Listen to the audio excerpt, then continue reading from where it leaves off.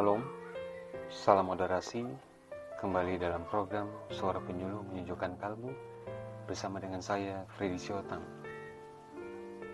Saya akan memberikan renungan firman Tuhan pada hari ini yang terambil dalam kitab Mazmur pasal yang ke-127 ayat yang pertama sama yang kelima.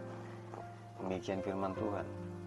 Berkat Tuhan pangkal selamat, nyanyian ziarah Salomo. Jikalau bukan Tuhan yang membangun rumah, sia-sialah usaha orang yang membangunnya. Jikalau bukan Tuhan yang mengawal kota, sia-sialah pengawal berjaga-jaga. Sia-sialah kamu bangun pagi-pagi dan duduk-duduk sampai jauh malam, dan makan roti yang diperoleh dengan susah payah, sebab ia memberikannya kepada yang dicintainya pada waktu tidur. Sesungguhnya anak-anak lelaki adalah milik pusaka daripada Tuhan, dan buah kandungan adalah suatu upah. Seperti anak-anak panah di tangan pahlawan, demikianlah anak-anak pada masa muda. Berbagailah orang yang telah membuat penuh tabung panahnya dengan semuanya itu. Ia tidak akan mendapat malu apabila ia berbicara dengan musuh-musuh di pintu gerbang. Sobat terkasih, kita sudah membaca firman Tuhan. Jadi ini berkaitan tentang suatu kehidupan di dalam keluarga. Dalam setiap kehidupan, pasti orang punya achievement atau pencapaian. Bahkan target-target yang sudah direncanakan. Itu menjadi suatu hal yang sangat privilege bagi setiap orang. Bahkan ini yang menjadi gambaran bagaimana jikalau bukan Tuhan yang membangun.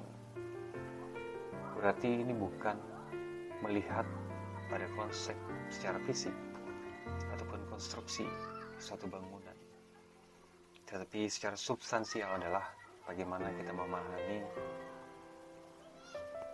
rumah dalam kehidupan, yaitu kerohanian kita. Ini menjadi hal yang paling penting, sehingga apapun yang kita capai ataupun yang menjadi satu rencana, sekalipun dia sudah dalam posisi puncak, tetapi bukan Tuhanlah yang menjadi dasar ataupun yang menjadi landasan, itu akan membuat menjadi suatu kesia-siaan.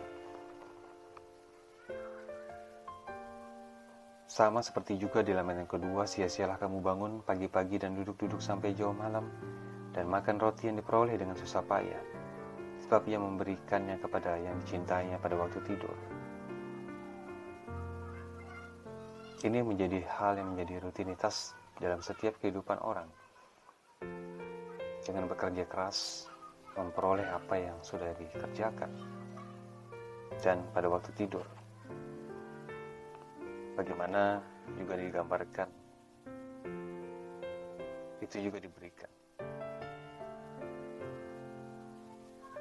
Tapi bukan berarti waktu tidur itu adalah tidak perlu dengan bekerja, sehingga berkat itu datang. Tapi bagaimana kita mendapatkan poin ini adalah Tuhan yang menjadi dasar utama. Dan juga ini digambarkan kepada orang tua, yaitu bagaimana calon suksesi ataupun penerusnya itu bisa menghadapi tantangan dalam hidupnya nanti. Dikatakan ayat yang ketiga, sesungguhnya anak-anak lelaki adalah milik pusaka daripada Tuhan, dan buah kandungan adalah suatu upah. Seperti anak-anak panah di tangan pahlawan, demikianlah anak-anak pada masa muda. Warisan atau inheritance, yaitu adalah, ini merupakan satu kebanggaan bagi setiap orang tua, ya. Tetapi bagaimana bukan hanya sebatas kebanggaan yang mungkin banyak orang gelar belakang misalnya ya marganya ataupun bisa dibilang gelar dari mungkin kalangan tertentu ya. Tetapi itu bukan menjadi suatu hal yang menjadi membuat dia tuh mampu untuk tidak di bawah bayang-bayang orang tuanya ataupun tidak dibawa karena nama besar, tetapi bagaimana dia belajar untuk menjadi anak-anak yang dewasa. Gambaran ini memberikan sebuah pengajaran kepada anak-anak, yaitu untuk menghadapi sebuah tantangan. Makanya metafora kalimat ini adalah bagaimana spiritual war, spiritual battle.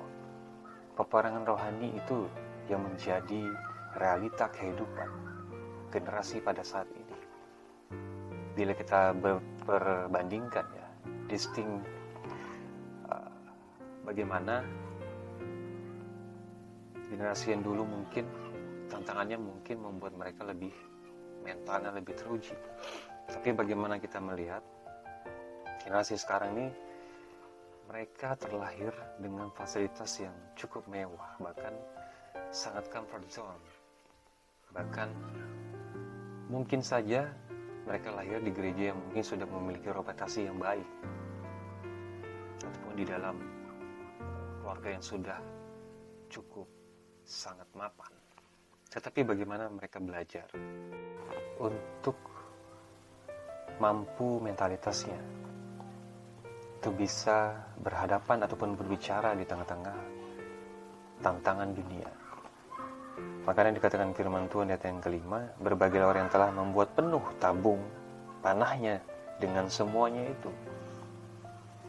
Bagaimana bahwa keluarga itu penting, figur dari orang tua itu sangat menentukan dari kehidupan selanjutnya ataupun generasi penerusnya, yaitu anak-anak.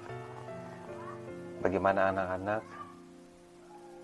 mampu belajar, dan mereka belajar dari sikap adanya keseimbangan ya, antara kasih dan adil. Jadi tidak ada yang berat sebelah ya. Kasih itu akan membuat mereka meninabobokan atau memanjakan mereka tentang begitu pentingnya sebuah keadilan. Tetapi keadilan pun akan menjadi membuat mereka terpenjara dengan suatu tekanan ataupun pola yang sangat tidak adanya suatu toleransi ataupun kasih. Tapi bagaimana adanya keseimbangan antara kasih dan keadilan. Itu juga yang digambarkan dalam Efesus ya, tentang orang tua dan anak. Hormatilah orang tuamu. Jadi bagaimana kita melihat dalam konteks di Efesus itu adalah kultur romansi itu begitu sangat super power, yaitu pengaruh orang tua yang sangat keras dalam otoritas mereka kepada anak-anak. Dan ini yang digambarkan oleh Paulus supaya mereka bisa memiliki sikap yang bijaksana, di mana Kristuslah yang menjadi dasar utama, hingga memiliki sikap kasih yang membuat mereka menyadari bahwa itulah yang memberikan sebuah pemahaman tidak adanya abuse of power ataupun penyelewengan terhadap otoritas, sehingga kita akan bisa menghadapi bahwa generasi sekarang ini dibutuhkan dengan suatu pemikiran, suatu sikap yang sangat bijaksana di dalam memberikan mereka didikan, sehingga pada waktunya nanti mereka mampu untuk menghadapi segala realita kehidupan, segala tantangan persoalan, sehingga itu membuat generasi ini menjadi generasi yang mampu untuk menghadapi tantangan zaman atau dalam peperangan rohani. Demikian firman Tuhan, bila ini memberikan sebuah pemahaman bagi kita, bahkan setiap generasi penerus kita nantinya. Tuhan memberkati kita. Salam moderasi.